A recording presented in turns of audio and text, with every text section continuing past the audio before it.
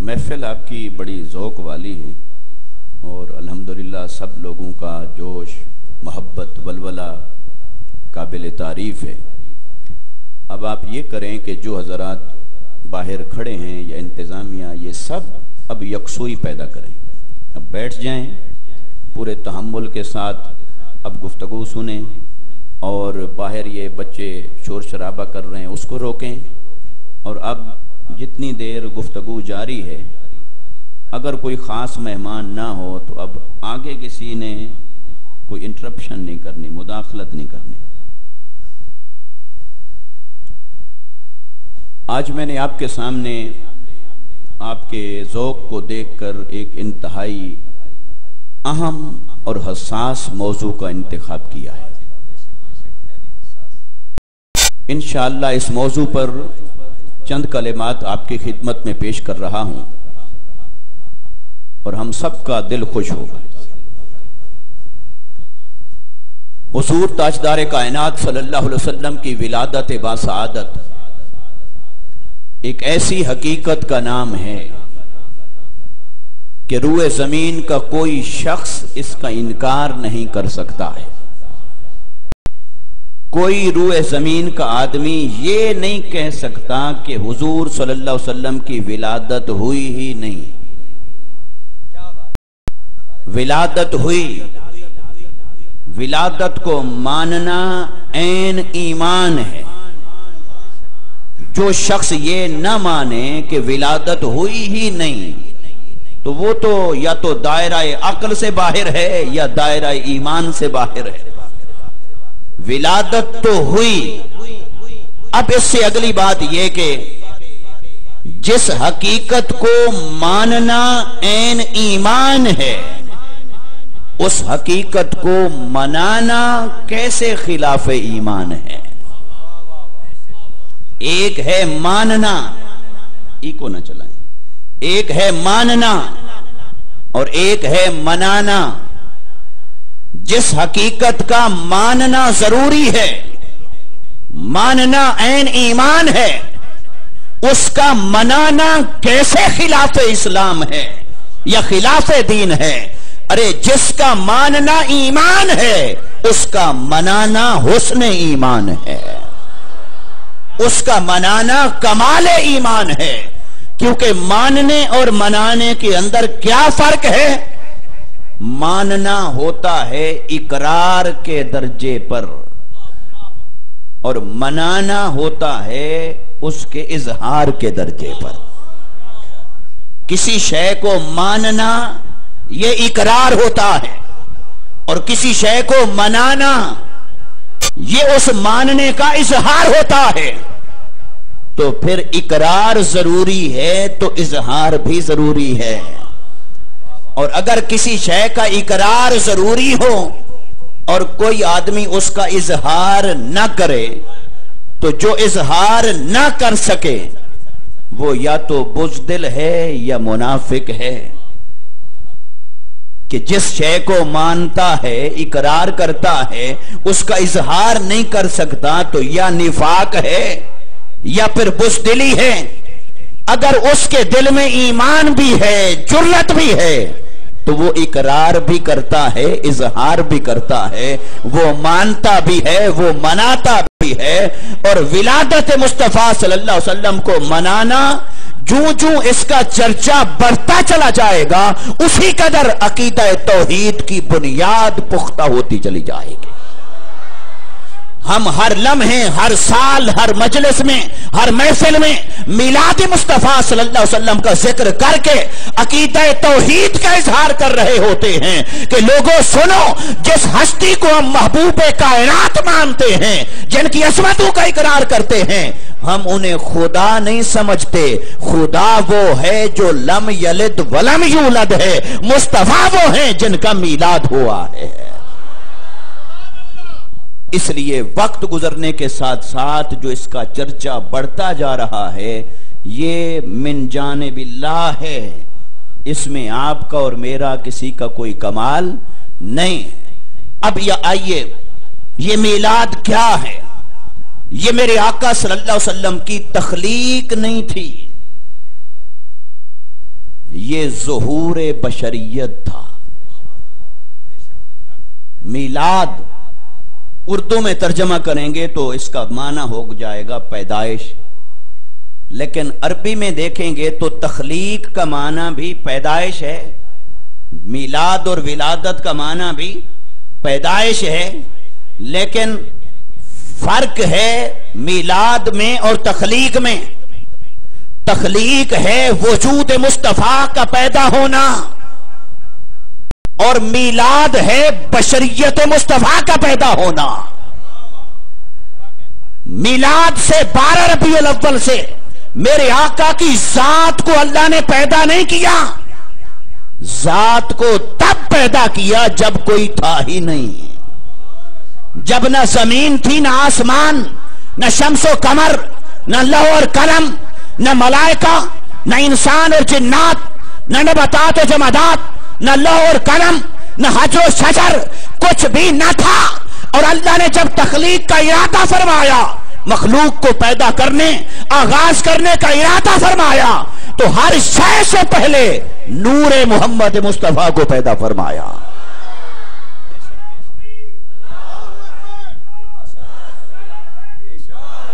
وہ تھی تخلیق۔ اور 12 ربیع الاول کو کیا ہوا؟ اس نور کو اللہ نے بشریت کا لباس پہنایا، پھر حضرت آمنہ رضی اللہ تعالی عنہا کے بطن مبارک سے باہر ظہور فرمایا۔ یہ ہے میلاد۔ میلاد کا تعلق ہے ظہور بشریت مصطفیٰ صلی اللہ علیہ وسلم سے۔ اس لیے میں نے جو آیت آپ کے سامنے پڑھی وہ آیت پڑھی جو آقا علیہ السلام کی بشریت کو بیان کر رہی ہے، اور لوگ اس میں غلط فہمی کا شکار ہو گئے، لوگ اس کے اندر گمراہی کا شکار ہو گئے۔ اس آیت کو پڑھ کر یہ سمجھ بیٹھے کہ ثابت ہوا کہ مصطفیٰ بشر ہیں۔ آئیے اعلی حضرت مجدد دین و ملت امام احمد رضا خان فاضل بریلوی رحمت اللہ تعالی علیہ نے، انہوں نے اس آیت کی جو تفسیر کی ہے 2 لفظ ہیں، اور یہ گھنٹے یا 1.5 گھنٹے کی گفتگو ان 2 لفظوں کے ارد گرد ہے۔ وہ کیا ہے؟ انہوں نے فرمایا کہ یہ آیت اظہار بشریت کے لیے نہیں، یہ نفی الوہیت کے لیے ہے۔ اب آج کے زمانے میں ہماری بدقسمتی کہ ہم اعلی حضرت کا نام تو بڑا لیتے ہیں، مگر اعلی حضرت کی نہ کتابوں کا پتہ ہے، نہ ان کے کام کا پتہ ہے، نہ ان کے کلام کا پتہ ہے۔ ان کی نعتوں کو بیچنا بھی ایک رواج بن گیا، تعویذوں کو بیچنا بھی ایک رواج بن گیا، مگر اعلی حضرت کی روح بھی تڑپتی ہوگی کہ جو میں نے اپنے سینے میں رکھ کر تمہیں دیا اس کا لینے والا بھی کوئی ہے۔ وہ علم ہے اعلی حضرت کی سوغات، اعلی حضرت کی وراثت وہ علم ہے، وہ عقیدے کا دفاع ہے، وہ نکتے ہیں جو انہوں نے قرآن اور حدیث کی گہرائی سے نکال کر امت کے سامنے رکھے، اور جب تک امت پہنچتی رہے گی اسے پتا چلے گا کہ اعلی حضرت کا مقام کیا ہے۔ 2 لفظ آپ نے فرمائے اس آیت کی تفسیر میں، فرمایا یہ آیت اظہار بشریت کے لیے نہیں، یہ نفی الوہیت کے لیے ہے۔ اب یہ بات یہاں چھوڑ دیں، اب ہم یہاں سے آگے اس کی تفسیر میں وضاحت میں اپنی بات اب شروع کر رہے ہیں۔ اب پوری توجہ پچھلی باتیں ذہن کے ایک خانے میں رکھ دیں، اب نئی بات ہو رہی ہے۔ ترجمہ آیت مبارکہ کا، اللہ رب العزت نے ارشاد فرمایا قل انما انا بشر مثلکم، اے حبیب صلی اللہ علیہ وسلم آپ فرما دیجئے کہ اے لوگو میں تمہاری مثل بشر ہوں، میں تمہارے جیسا بشر ہوں۔ سوال یہ پیدا ہوتا ہے کہ یہ کہنے کی ضرورت کیوں پیش آئی ہوگی کہ میں تمہارے جیسا ہوں؟ کیا حضور کی بشریت لوگوں کے سامنے نہیں تھی؟ کیا یہ ایسی حقیقت تھی جو نادیدہ تھی یا مخفی تھی یا محجوب و مستور تھی؟ یہ جو آیت مبارکہ، اے حبیب آپ فرما دیجئے میں تمہارے جیسا بشر ہوں، میں تمہارے جیسا بشر ہوں، میں تمہارے جیسا بشر ہوں۔ لوگوں نے یہ سمجھ لیا کہ اس سے ثابت ہوا کہ ہمارے جیسے بشر ہیں۔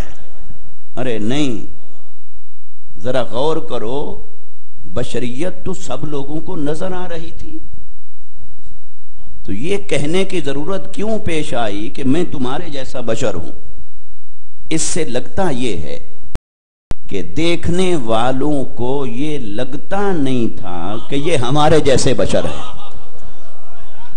دیکھنے والوں کو یہ لگ نہیں رہا تھا، یہ لگتا نہیں تھا، ان کو یہ یقین نہیں آ رہا تھا کہ یہ ہمارے جیسے بشر ہیں۔ دیکھیے، جو ایک ایڈمیٹڈ فیکٹ ہو، جو مسلمہ حقیقت ہو، اس کو کبھی منوایا نہیں جاتا، اس پر نہ دلیل ہوتی ہے، نہ ڈیبیٹ ہوتا ہے، نہ مناظرہ ہوتا ہے، نہ بحث ہوتی ہے۔ جو حقیقت ہر آنکھ کے سامنے ہو، اسے ہر کوئی جانتا ہے، ہر کوئی مانتا ہے، کبھی اس پر نہ جھگڑا ہوتا ہے، نہ تنازع ہوتا ہے، نہ مناظرہ ہوتا ہے۔ میں آپ کو 2 مثالیں دیتا ہوں۔ اس وقت دن ہے یا رات ہے؟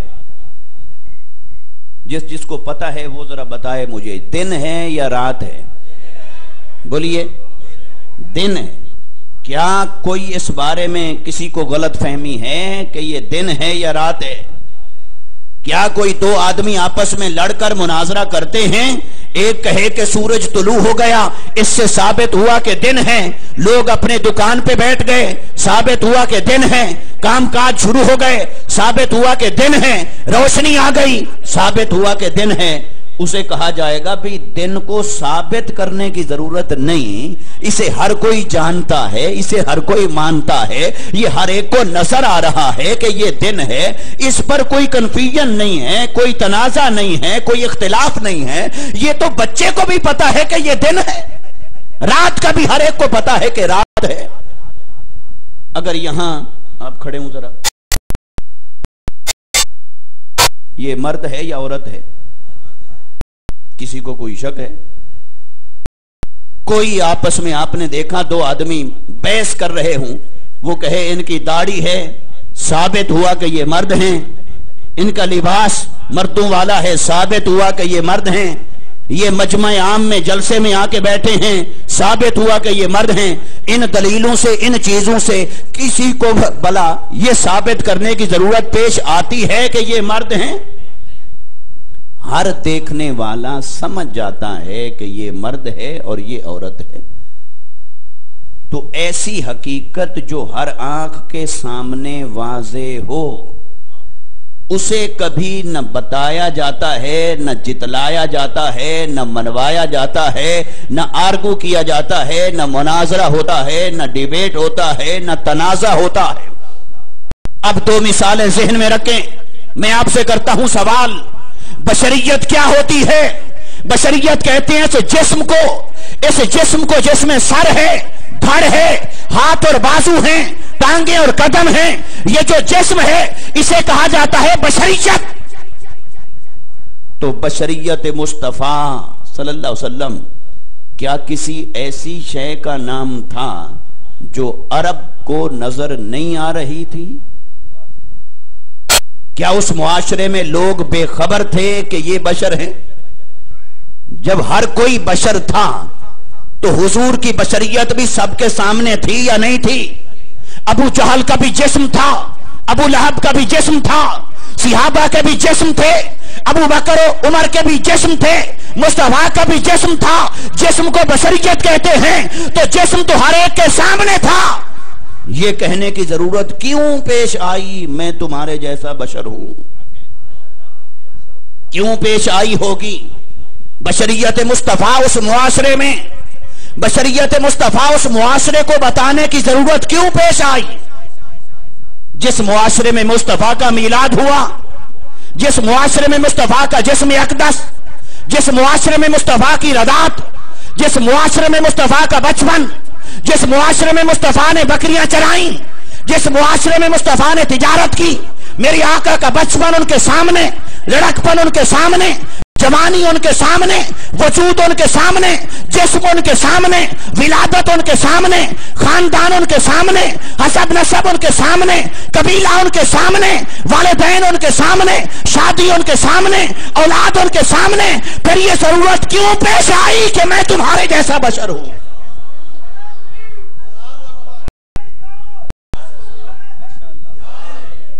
इसलिए कि देखने वालों ने जब देखा बशरियत मुस्तफा को, वो देख कर हैरत में मुब्तला हो गए। ये कैसा बशर है? हाथ हमारा भी है, इनका भी है, लेकिन ये कैसी उंगली है कि उठ जाए तो चांद भी दो टुकड़े हो जाता है। जिस्म हमारा भी है, जिस्म इनका भी है, मगर इनकी उंगली हमारी उंगली फर्क जमीन और आसमान का है। देखने में तो उंगली एक जैसी है, लेकिन यही उंगली अगर सूरज की तरफ इशारा कर दे तो डूबा हुआ सूरज वापस पलट आता है। ये कैसा दस्त मुबारक है, कैसा हाथ है।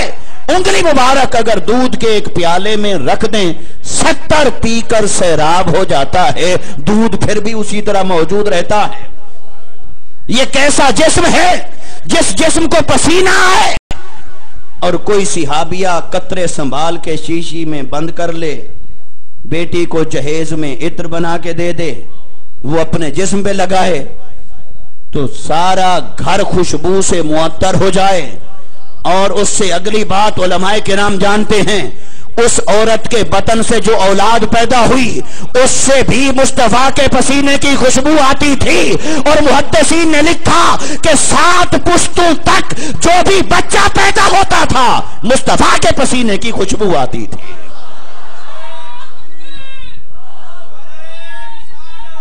देखने वालों ने जब देखा होगा कि हाथ हमारा भी है, इनका भी है, जिस्म हमारा भी है, इनका भी है, पसीना हमें भी आता है, इनको भी आया है, लुआब मुबारक हमारा भी है, इनका भी है, हमारे लिए लिखा होता है थूकिए मत, बीमारियां और जरासीम पैदा होते हैं। और मेरे आका के पास बीमार आ जाए, आंख निकली हो, हाथ पे रख के आ जाए, लुआब मुबारक लगा के फिर लगा दें, ना सर्जरी की जरूरत, ना मेडिसिन की जरूरत, ना हॉस्पिटल जाने की जरूरत। और सिहाबी कहे जितना मुझे सही सालिम आंख से दिखता है, मुस्तफा के लुआब वाली आंख से ज्यादा नजर आता है।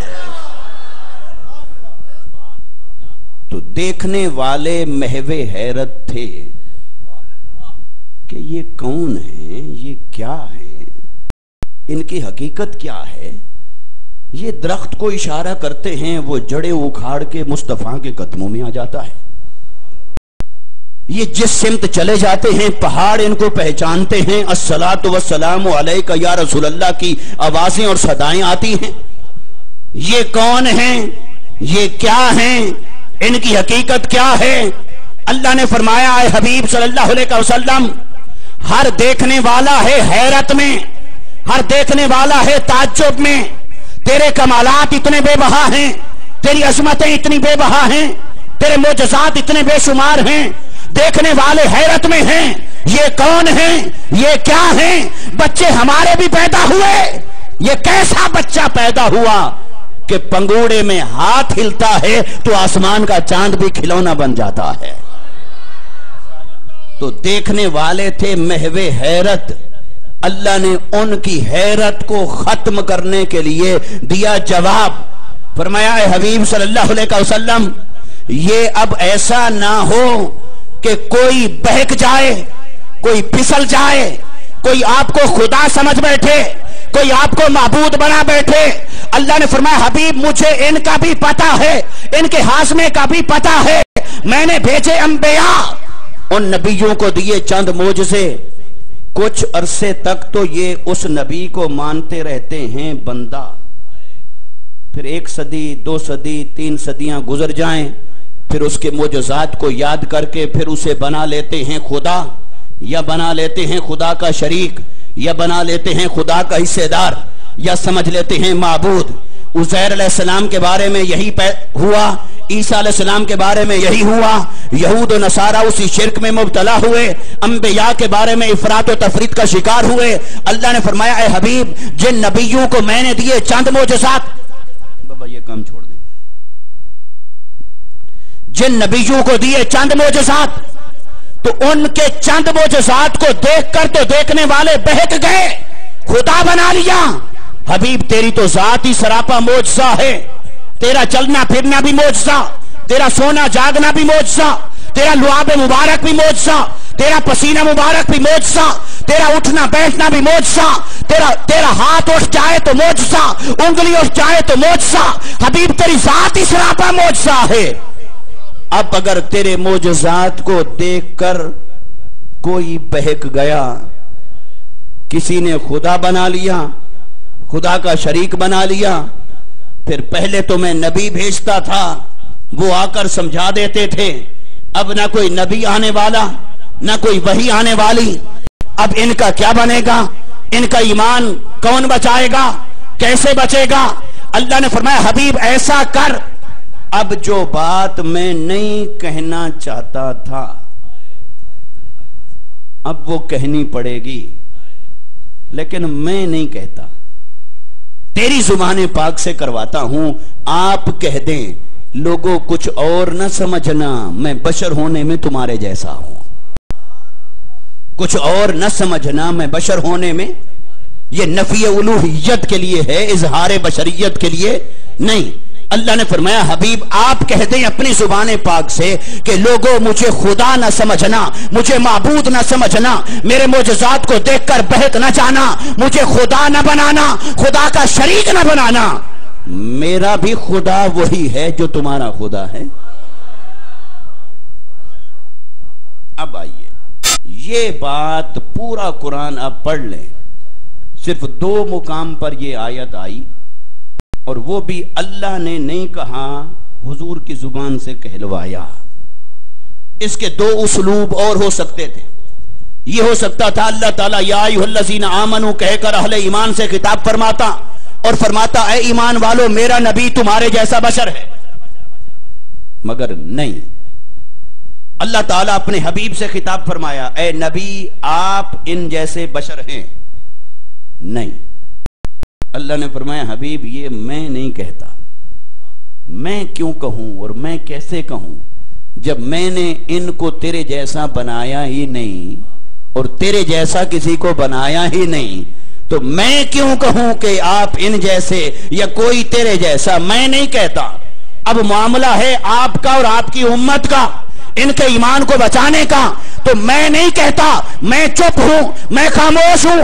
आप कहें अपनी जुबान पाक से कि लोगों मुझे खुदा ना समझना, मैं बशर होने में तुम्हारे जैसा हूं, और आने वाले समझ जाएंगे कि ये बात खुदा करता तो माना और था, मुस्तफा की जुबान से कराए तो माना और है।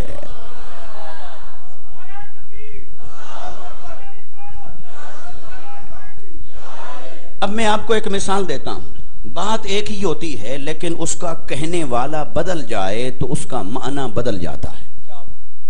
मिसाल के तौर पर हमारी मस्जिद के, चलो इसी मस्जिद के इमाम साहब हूं, नाराज ना हूं वो, तो वो अगर कहें आप सुभान अल्लाह, फिर कोई मसला नहीं है। तो ये अगर एक दिन कह दें, आप मुक्तदियों को मुसल्ले पर बैठें और ये कह दें कि भाई देखो मैं तो बहुत गुनाहगार आदमी हूं, बस आपकी मोहब्बत है, आप मेरे हाथ भी चूमते हैं, अदब भी करते हैं, एहतराम भी करते हैं, नमाज भी मेरे पीछे पढ़ते हैं, ये आपकी मोहब्बत है, मैं बहुत गुनाहगार हूं।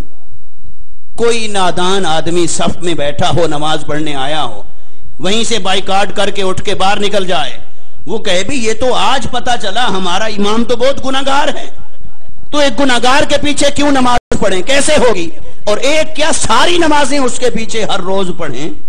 तो वो कहे आओ भाई इमाम बदलो, इमाम तब्दील करो, ये तो गुनाहगार है, कोई नेक आदमी को इमाम लाओ। मोहल्ले वाले, आप चक वाले उसे कहें भी जरा ठहरो तो सही, तहम्मुल करो, जरा बात तो बताओ, वजह क्या है, बात क्या है, मामला क्या है, क्या सबूत है आपके पास कि हमारा इमाम गुनाहगार है। वो कहे जी सबूत की क्या जरूरत है, वो खुद कह रहे थे मस्जिद के अंदर बैठ के, उन्होंने खुद कहा है अपनी जुबान से, तो अपने इकरार के बाद भी किसी एविडेंस की जरूरत पड़ती है। मुसल्ले पे बैठे थे अल्लाह के घर में, उन्होंने खुद जुबान से कहा कि मैं बहुत गुनाहगार हूं। तो वो जो लोग जमा हुए होंगे ना, वो कहेंगे भी चलो जमा तो कुदरती हो गए, अब ऐसा करो चंदा इकट्ठा करो اس کا کسی پاگل خانے سے علاج کروانا چاہیے جس کو اتنا پتہ نہیں ہے کہ ایسی بات کوئی آدمی خود کرے تو اس کا معنی کچھ اور ہوتا ہے اور کوئی دوسرا کرے تو معنی بدل جاتا ہے۔ جب کسی آدمی نے خود یہ بات کی، معنی کیا ہے؟ معنی ہے کہ ان کی عاجزی، یہ ان کی انکساری ہے، یہ تواضع ہے، یہ ابدیت ہے، یہ اخلاق ہے، یہ تعلیمات ہیں کہ اپنے آپ کو کچھ نہیں سمجھتے، یہ ان کی عظمت ہے۔ لیکن جب دوسرا آدمی وہی جملہ دہرائے، وہی لفظ کہے، وہی بات کہے، تب بھی آپ کہیں گے کہ وہ عاجزی بیان کر رہا ہے امام صاحب کی باہر کھڑے ہو کے۔ کوئی کہے گا کہ باہر کھڑے ہو کے امام صاحب کی انکساری اور تواضع بیان کر رہا ہے، کہ اب کیا کہیں گے؟ گستاخی ہے، بے ادبی ہے، بے عقلی ہے، حماقت ہے، یا بغض اور عداوت ہے۔ تب اس کا معنی بدل گیا۔ لفظ ایک جیسا تھا، جملہ ایک جیسا تھا، بات ایک جیسی تھی، لیکن کہنے والا خود ہو تو معنی اور ہے، کہنے والا کوئی اور ہو تو معنی، بولیے، معنی اور ہے۔ یہ بات اس کو ذہن میں رکھیں، اس کا ریورس کر لیں۔ ریورس یہ کر لیں کہ اگر یہی امام صاحب، ان سے ہماری محبت ہے بڑی، یہی امام صاحب اگر ایک دن یہ کہیں بھئی دیکھو میں بہت نیک، بہت متقی، بہت پرہیزگار، بہت اللہ کا ولی اور کامل ولی ہوں، تو میرے ہاتھ بھی چومو، میرا ادب بھی کرو، مجھے نذرانے بھی دو، محبت بھی کرو، تو آپ سب جو بیٹھے ہوں گے پیچھے وہ کہیں گے یار بات بے شک ٹھیک ہے، نیک بھی ہیں، 5 وقت کے نمازی بھی ہیں، متقی بھی ہیں، پرہیزگار بھی ہیں، اللہ کی اطاعت والے ہیں، لیکن یہ بات انہیں اپنی زبان سے کرنی نہیں چاہیے تھی، اپنی زبان سے یہ بات کرنی نہیں چاہیے تھی۔ تھوڑی دیر بعد آپ مسجد سے باہر نکلیں اور محلے والے اگر یہی کہیں، محلے والے کہیں، وہ کہیں ہمارا امام بہت نیک ہے، متقی ہے، بہت کامل ہیں، اللہ والے ہیں، تو کیا ان کو بھی کوئی روکے گا کہ یہ بات کرنی نہیں چاہیے؟ روکے گا؟ جب انہوں نے خود یہ بات کی تو معنی کیا تھا؟ سننے والے نے گمان کیا، ضروری نہیں معنی ہو، گمان یہ کیا کہ تکبر ہو سکتا ہے، غرور ہو سکتا ہے، انا ہو سکتی ہے، خود کو آگے پیش کرنا یہ ہو سکتا ہے، مگر جب دوسرے نے بات کی تو تب بھی کوئی کہے گا کہ یہ امام صاحب کی تعریف نہ کرو، یہ تکبر ہے، امام صاحب کی شان بیان نہ کرو، یہ تکبر ہے، کوئی کہے گا؟ تب کیا کہیں گے؟ وہ کہیں گے جی یہ تو ہمارے امام کی شان ہے، یہ تو ان کی عظمت ہے، ان کا مقام ہے کہ لوگ سارے ان کے دیوانے ہیں، ان کے چاہنے والے ہیں، ان کے متوالے ہیں، یہ تو ان کی شان ہے۔ اب میں آپ کو اس نقطے پر لا رہا ہوں، بات ایک جیسی، جملہ ایک جیسا، کہنے والا بدل جائے تو معنی بدل گیا۔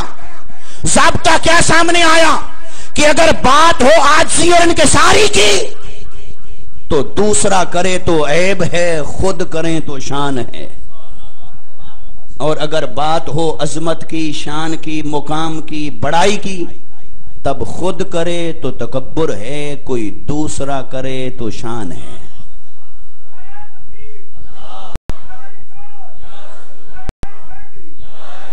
دیکھ لو، نعرے والا نظر نہیں آ رہا مجھے، لیکن اس کا جذبہ دیکھ لو بھی، وہ وہاں بیٹھ کے نعرے لگاتا ہے جی۔ تو یہ نعرے لگانے چاہیے، مگر تھوڑا سا ذرا رفتار سلو کریں تاکہ ہم بات کو آگے بڑھائیں۔ اب میں آپ کو جو نچوڑ اور نقطہ جو اخذ کیا وہ آپ کو قرآن کی روشنی میں عرض کرنا چاہتا ہوں۔ ہم نے دیکھا کہ دنیا میں ضابطہ یہ ہے کہ عظمت کی بات ہو تو کوئی دوسرا کرے، عاجزی کی بات ہو تو خود کی جائے، یہ ہے ضابطہ عقل کا۔ اب آئیے پڑھیں قرآن، الحمد سے لے کر والناس تک۔ اللہ نے فرمایا اے حبیب میں نے قرآن میں تو اتارنا ہے بہت کچھ، قرآن میں بہت کچھ آئے گا، قرآن میں 6666 یا کم و بیش آیات آئیں گی، 30 پارے ہوں گے، 114 سورتیں ہوں گی، لیکن اے حبیب سنیں، وہ سارا نہ تو میں کہوں گا نہ سارا تیری زبان پاک سے کہلواؤں گا، کچھ میرے کہنے کا ہے میں کہوں گا، کچھ تیرے کہنے کا ہے وہ کل کہہ کے تیری زبان پاک سے کہلواؤں گا. بات ساری قرآن میں آئے گی مگر کچھ میرے کہنے کا ہے, کچھ تیرے کہنے کا ہے. تو باری تعالیٰ ضابطہ کیا ہوگا؟ فرمایا اے حبیب جب کبھی کوئی عاجزی کی بات ہوگی یا انکساری کی بات ہوگی یا تواضع کی بات ہوگی یا عبدیت کی بات ہوگی یا تیری ذات کی طرف سے امت کو تعلیم دینے کی بات ہوگی, تربیت کرنے کی بات ہوگی, ایسی باتیں آئیں گی تو قرآن میں, پر میں نہیں کہوں گا, وہ تیری زبان پاک سے کرواؤں گا.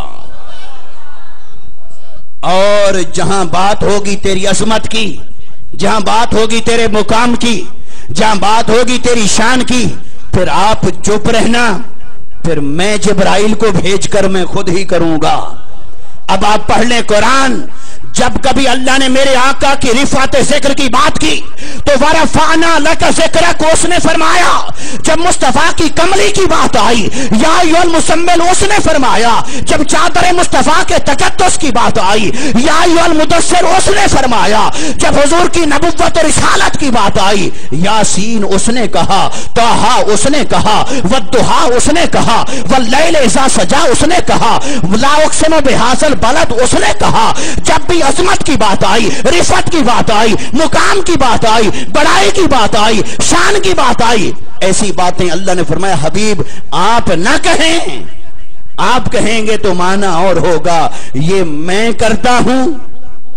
اور جہاں امت کو سکھانا ہوگا عاجزی کیا ہوتی ہے, انکساری کیا ہوتی ہے, عبدیت کیا ہوتی ہے, بولنا کیسے ہوتا ہے, اپنی زبان پر کیسے لفظ لائے جاتے ہیں کیسے نہیں, کیسے کلمات کیے جاتے ہیں کیسے نہیں, پھر میں نہیں بولوں گا, پھر تیری زبان پاک سے کرواؤں گا. جس کو سمجھ آ جائے گا یہ فرق وہ ایمان والا ہوگا. جس کو یہ فرق سمجھ میں نہیں آئے گا وہ ٹکریں مارتا رہے, ٹھوکریں کھاتا رہے, اس کو نہیں سمجھ آئے گی یہ کیا ہے. وہ کہے گا لکھا تو قرآن میں ہے, لکھا تو قرآن میں ہے, لکھا تو قرآن میں ہے. ارے لکھا تو قرآن میں ہے پر کہنے والا کون ہے؟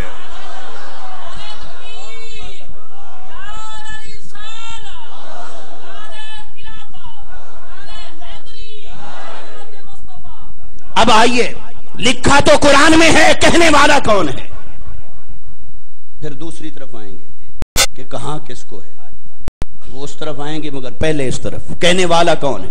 اب آئیے, قرآن میں لکھا ہے کافر آ جاتے, آ کر کہتے کہ اے محمد صلی اللہ علیہ وسلم اچھا یہ مرنے کے بعد ہم دوبارہ اٹھیں گے؟ کیسے اٹھیں گے جب ہڈیاں گل سڑ جائیں گی, جسم نہیں رہے گا, پھر کیسے اٹھایا جائے گا, پھر حساب ہوگا, کتاب ہوگا. یہ ساری باتیں ہماری سمجھ میں تو نہیں آتی. کیسے ہوگا کیسے ہوگا. ایک دن کوئی آیا حضور نے بتا دیا, دوسرے دن آیا حضور نے بتا دیا, پھر لائن ہی لگ گئی, آنے لگ گئے اعتراض اعتراض اعتراض سوال. اللہ نے فرمایا حبیب ایسا کر ان کو اب پورا جواب دے دیں, ان کو کہیں جاؤ لا ادری ما یفعل بی ولا بکم, میں نہیں جانتا تمہارے ساتھ کیا ہوگا میرے ساتھ کیا ہوگا. جاؤ مجھے کوئی پتہ نہیں تمہارے ساتھ کیا ہوگا اور میرے ساتھ. بولیے میں نہیں جانتا, خود سے نہیں جانتا کہ تمہارے ساتھ کیا ہوگا اور میرے ساتھ. یہ لکھا ہے قرآن میں. یہ کہاں لکھا ہے بولیے. اب میں آپ سے پوچھتا ہوں کیا حضور کو نہیں پتا کہ ہمارے ساتھ کیا ہوگا, اور حضور کو نہیں پتا کہ خود ان کے ساتھ کیا ہوگا؟ وہ تو سب حضور نے بتا دیا ہمیں, تمہارے ساتھ یہ ہوگا میرے ساتھ یہ ہوگا.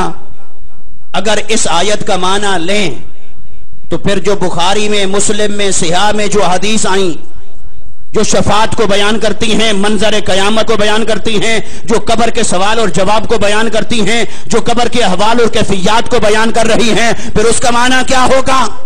پھر رسول تو نہیں جانتے مرنے کے بعد ان کے ساتھ کیا ہوگا ہمارے ساتھ کیا ہوگا. اگر کوئی اس آیت پہ بنا لے عقیدہ تو میں پوچھتا ہوں اس آیت کو کہاں لے جاؤ گے؟ عسیٰ ان یبعثک ربک مقاما محمودا. حبیب حشر کا دن آئے گا میں تجھے مقام محمود عطا کروں گا. حبیب حشر کے دن میں تجھے مقام محمود عطا کروں گا. پھر یہ آپ کو مجھے کس نے بتایا کہ جب سارے خاموش ہوں گے، نبی خاموش، صدیق خاموش، اولیاء خاموش، شہداء خاموش، فقط مصطفیٰ بولیں گے، سجدہ کریں گے. رب فرمائے گا حبیب تو بول کیا چاہتا ہے، آج جو تو چاہتا ہے میں وہی کر دیتا ہوں. پھر یہ سب کس نے بتایا آپ کو اور مجھے؟ تو سوچنا پڑے گا کہ یہ بات اللہ نے نہیں کی، حضور کی زبان سے کروائی کس کے لیے؟ کہ کافر ہے، مشرک ہے، ماننے کی بجائے مناظرہ کرنے آ جاتا ہے، مانتا ہے نہیں، بحث کرنے لگ جاتا ہے اور زچ کر رہا ہے. تو اللہ نے فرمایا حبیب بس انہیں کہو بھی جو کچھ میں بتا چکا، ماننا ہے نصیب میں ہے تو مانو، نہیں ماننا تو پھر قبر میں آؤ گے تو پتہ چلے گا تم کون ہو اور میں کون ہوں. پھر قبر میں آؤ گے تو پتہ چلے گا کہ تم کون ہو اور میں کون. اسی طرح کیا قرآن مجید بھئی یہ ہمارا طریقہ نہیں ہے، سوال جواب کا طریقہ ہمارا. یہ الحمدللہ منہاج القرآن نے قوم کی جان چھڑا دی ہے، ورنہ سب علماء جہاں جاتے تھے پہلے تو لوگ پرچیوں پر ان کو چلانا شروع کر دیتے، یہ پرچی آ گئی اس پہ چل پڑے، یہ آ گئی اس پہ چل پڑے. بھی کیوں؟ بھی میرا ایک مضمون ہے، میں نے اس کو کمپلیٹ کرنا ہے. پرچی والے نے خطاب کروانا ہے تو وہ جلسہ رکھ لے، پھر وہ آئیں گے، پھر وہ جو ٹاپک دے گا پھر اس پہ کریں گے. اور اگر کوئی کہے بھی اس کا مطلب ہے کہ حضرت کو علم نہیں تھا تو بھئی مجھے یہ تانا قبول ہے، ہمیں نہیں پتا، ٹھیک ہے. اگر یہ تانا نکالنا ہے تو پھر وہ بھی ہمیں قبول ہے، لیکن باقی آپ سن رہے ہیں سب کو پتہ چل جائے گا کہ مجھے کیا آتا ہے اور کیا نہیں آتا ہے.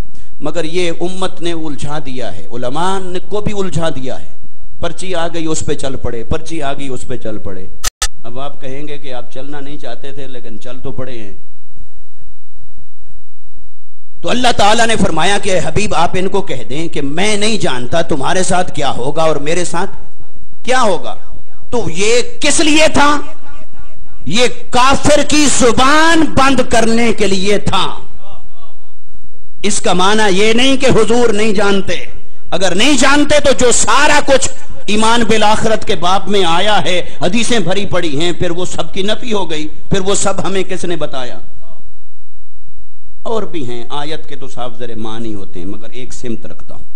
آگے چلیں. اسی طرح کافر آ جاتے، وہ کہتے اچھا اگر آپ نبی ہیں تو نبی تو وہ ہوتا ہے جس کو غیب کا علم ہو. اتنا ان کو بھی شعور تھا کہ نبی وہ ہوتا ہے جس کو غیب کا علم ہو. اتنا انہوں نے بھی سن رکھا تھا بھی نبی وہی ہو سکتا ہے جس کو غیب کا علم ہو. تو وہ آ کر پھر چھیڑتے، باتیں پوچھتے، غیب پوچھتے. اچھا اگر آپ نبی ہیں تو یہ بتائیں، اچھا اگر آپ نبی ہیں تو یہ بتائیں، یہ بتائیں میرے پیٹ میں کیا ہے، میں کیا کھا کے آیا، میرے گھر میں کیا ہے، میری بیٹی بیمار ہے یا نہیں ہے. حبیب اجمی نے بھی کی یہ سوال. تو کوئی آ کے پوچھتا اچھا یہ بتائیں مرنے کے بعد میرا ٹھکانہ کہاں ہوگا. پوچھا منافقین نے کہ نہیں، مرنے کے بعد میرا ٹھکانہ کیا ہوگا. تو جس کو یہ شک تھا کہ ان کو غیب نہیں آتا، حضور نے اس کو جواب دے دیا، فرمایا مرنے کے بعد تیرا ٹھکانہ جہنم میں ہوگا. بتا بھی دیا.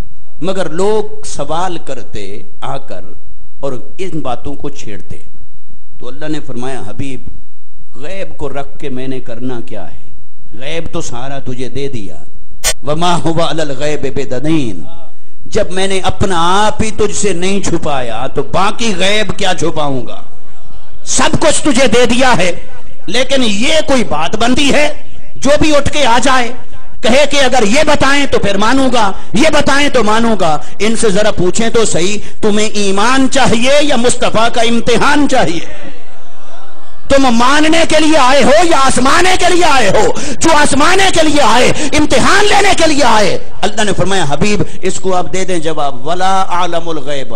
جاؤ میں کوئی غیب جانتا ہی نہیں، میں کوئی غیب جانتا.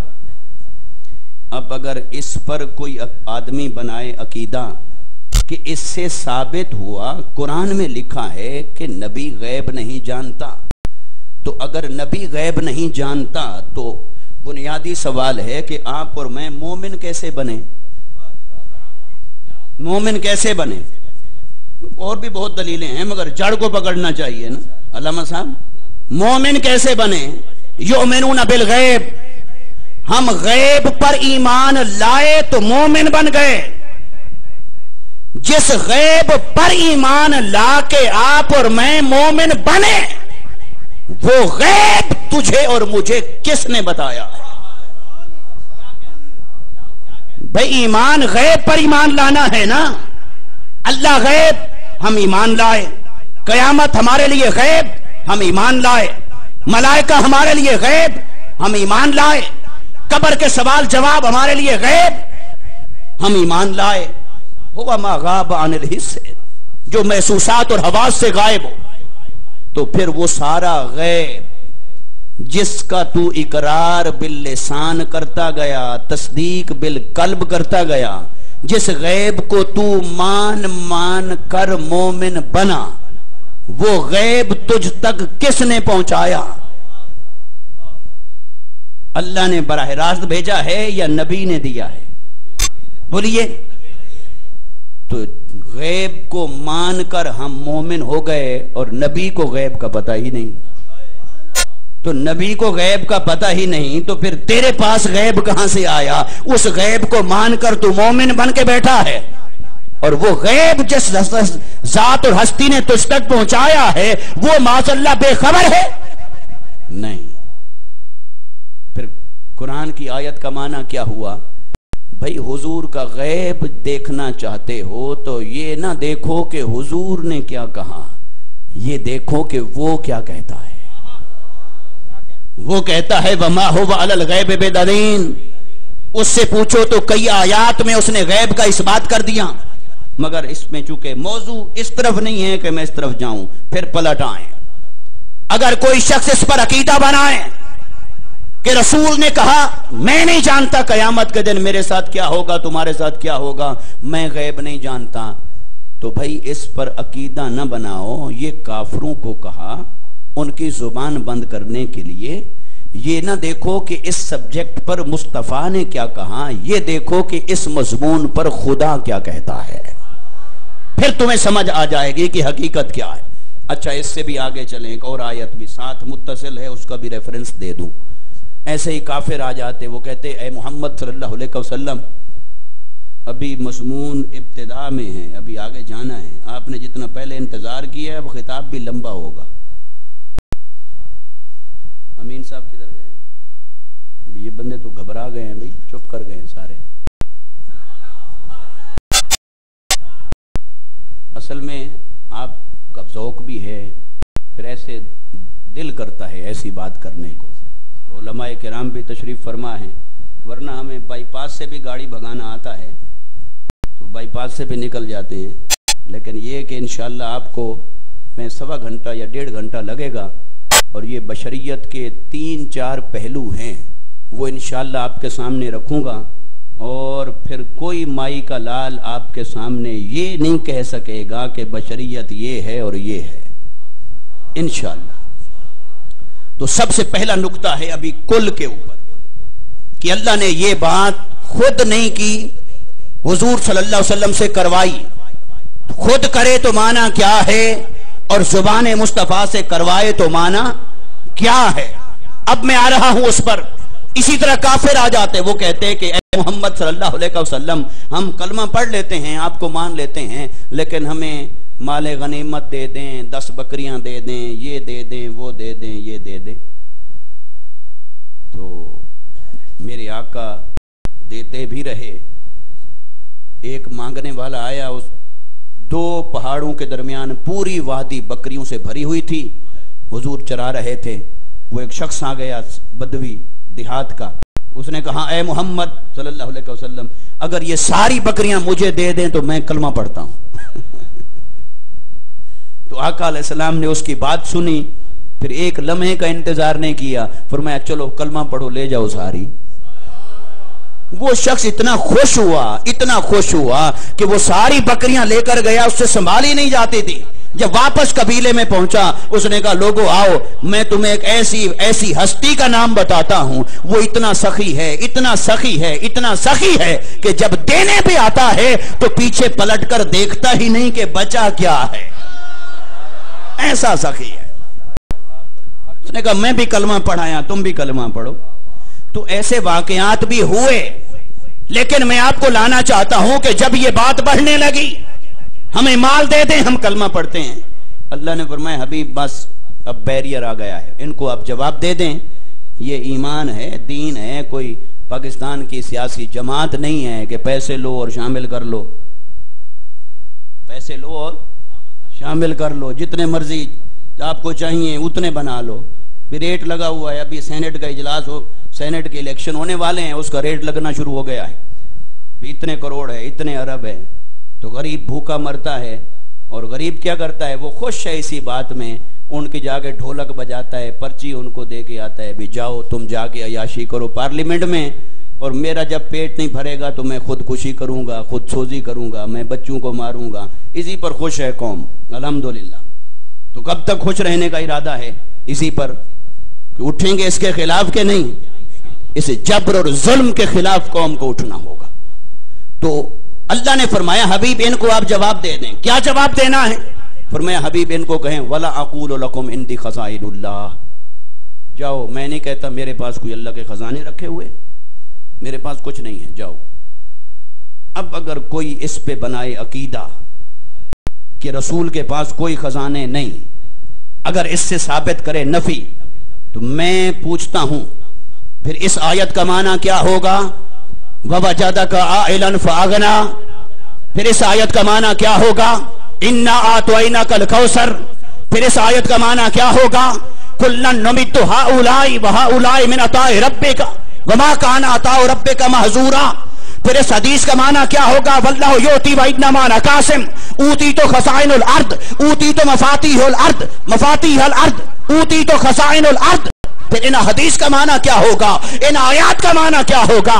ارے اگر اس کو دیکھو گے تو فرق دیکھنا پڑے گا کہ خدا نے کیا کہا، مصطفیٰ نے کیا کہا۔ خدا نے کہا حبیب میں بھی تیرا اور جو کچھ میرا ہے وہ بھی تیرا، اور دینے کے لیے ہے، بانٹنے کے لیے ہے۔ وَأَمَّا السَّائِلَ فَلَا تَنْهَرْ، جو بھی مانگے دیتے جائیں۔ لیکن یہ کوئی طریقہ نہیں ہے وہ کہیں کلمہ بعد میں پڑھیں گے، مال پہلے لیں گے، ان کو کہہ دیں میرے پاس کوئی خزانے نہیں ہیں۔ اس کا ایک پس منظر تھا، اس کا ایک وجہ ہے، اس کی ایک ریزن ہے، اس کا ایک سامنے آڈینس ہیں، سب ماحول کو، سب اسباب کو سامنے رکھیں، پھر قرآن کا معنی سمجھ میں آتا ہے۔ یہ 3 مثالیں قرآن سے ہو گئیں، اب زیادہ مثالوں پہ وقت نہیں لگاتے، اب آ جائیں قل انما انا بشر مثلکم، اے حبیب صلی اللہ علیہ وسلم آپ فرما دیجئے میں تمہاری مثل بشر ہوں۔ میں نے عرض کیا کہ اعلی حضرت نے فرمایا یہ نفی الوہیت کے لیے ہے، اس کا معنی یہ ہے کہ لوگوں مجھے خدا نہ سمجھنا، میں بشر ہونے میں تمہارے جیسا ہوں۔ اگر یہ آیت نہ ہوتی تو قرآن ہی ثابت کر رہا تھا کہ مصطفیٰ خدا ہیں۔ نمرود کے پاس گئے ابراہیم علیہ السلام، کہا تو اپنے آپ کو رب کہتا ہے؟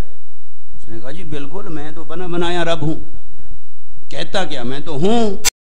فرمایا اگر تو رب ہے تو پھر ایسا کر، رب تو وہ ہوتا ہے جو کسی کو زندگی دے سکتا ہو، کسی کو موت دے سکتا ہو، تو ایسا کر سکتا ہے؟ اس نے کہا جی بالکل۔ کیسے؟ ایک آدمی کو پھندا لگا ہوا تھا، پھانسی چڑھنے والا تھا، اس نے اتار دیا، کہا دیکھو اس کو موت آنے والی تھی میں نے زندگی دی، اور ایک بے گناہ کو پکڑ کے اس نے لٹکا دیا، اس نے کہا دیکھو اس کے پاس زندگی تھی میں نے اس کو موت دی، میں بھی زندگی دے سکتا ہوں، میں بھی موت دے سکتا ہوں۔ ابراہیم علیہ السلام سمجھ گئے بھئی جیسے اس نے پہلے چکر دے رکھا ہے قوم کو، اب بھی چکر دے گیا ہے، قوم سادہ ہے، انہیں کیا خبر کہ زندگی دینے کا معنی کیا ہے، موت دینے کا معنی کیا ہے، یہ ایک چال چل گیا، مگر نبی تو لاجواب نہیں ہو سکتا تھا۔ ابراہیم علیہ السلام نے فرمایا اچھا ٹھہر، میرا رب ایک اور کام کرتا ہے وہ کر کے دکھا۔ کیا؟ اس نے کہا، ابراہیم علیہ السلام نے فرمایا میرا رب وہ ہے جو سورج کو مشرق سے نکالتا ہے اور مغرب میں غروب کرتا ہے، یہ ہے میرے رب کا کام، اور وہ کرتا ہے روزانہ، دونوں کام کرتا ہے، روزانہ کرتا ہے۔ اگر تو اپنے زوم میں اس سے دلیل طلب نہیں کر رہے تھے، چونکہ وہ تو خلاف ہے، اس کے عجز کو ظاہر کرنے کے لیے دلیل طلب کر رہے تھے، اس کے عجز کو نکال رہے تھے کہ بھئی یہ کسی لائق نہیں ہے، ورنہ تو وہ جانتے تھے کہ یہ رب نہیں ہے۔ تو سوال کا مقصد یہ نہیں تھا کہ ان کو بھی کوئی شبہ تھا، سوال اس لیے تھا کہ یہ بے نقاب ہو جائے، لوگوں کو پتہ چل جائے کہ یہ رب نہیں ہے۔ تو آپ نے فرمایا میرا رب وہ ہے جو دونوں کام کرتا ہے، روزانہ کرتا ہے، تو ایسا کر، نہ دونوں کاموں کا بوجھ تجھ پر ڈالتا ہوں، نہ روزانہ کا مطالبہ کرتا ہوں، ایک بار کر کے دکھا اور صرف ایک کام کر کے دکھا۔ اس نے کہا بولیں؟ فرمایا فَأْتِ بِهَا مِنَ الْمَغْرِبِ، اس سورج کو ذرا مغرب سے نکال کر دکھا۔ فَبُهِتَ الَّذِي كَفَرَ، نمرود لاجواب ہو گیا، مبہوت ہو گیا، اس کے پاس اس کا جواب نہ رہا، پریشان ہو گیا، اب کیا کروں؟ پہلا کام تو میں نے کسی نہ کسی طرح چال چل کے دکھا دیا، یہ کیسے دکھاؤں؟ سورج کا نظام تو اس کے ہاتھ میں تھا نہیں۔ ظاہر ہو گیا دنیا پر کہ یہ جو کچھ کہتا تھا وہ غلط تھا۔ وقت گزر گیا، ابراہیم علیہ السلام جیت گئے، وہ ہار گیا، وہ بے نقاب ہو گیا۔ وقت گزرتا رہا، ابراہیم کا عقیدہ لوگ یاد کر گئے کہ خدا تو وہ ہوتا ہے جو سورج کو مغرب سے نکال سکتا ہو، خدا وہ ہوتا ہے جو سورج کو مغرب سے نکال سکتا ہو۔ نبی آتے رہے اور جاتے رہے، اور حضور تشریف لائے، اور قرآن نازل ہوا۔ قرآن نے ابراہیم کا واقعہ سنا دیا، صحابہ کو بتا دیا۔ ابراہیم کا عقیدہ توحید یہ تھا، جو سورج کو مغرب سے نکال سکتا ہو وہ رب ہوتا ہے، جو سورج کو مغرب سے نکال سکتا ہو وہ رب ہوتا ہے۔ اب صحابہ تلاوت کر رہے ہیں، اہل ایمان اسے پڑھ رہے ہیں، ابراہیم کا عقیدہ توحید بول رہا ہے، ہر کوئی پڑھ رہا ہے، دیکھ رہا ہے۔ بس اچانک کیا ہوا؟ ایک دن وہ آیا کہ مصطفیٰ نے سورج کو مغرب سے نکال دیا۔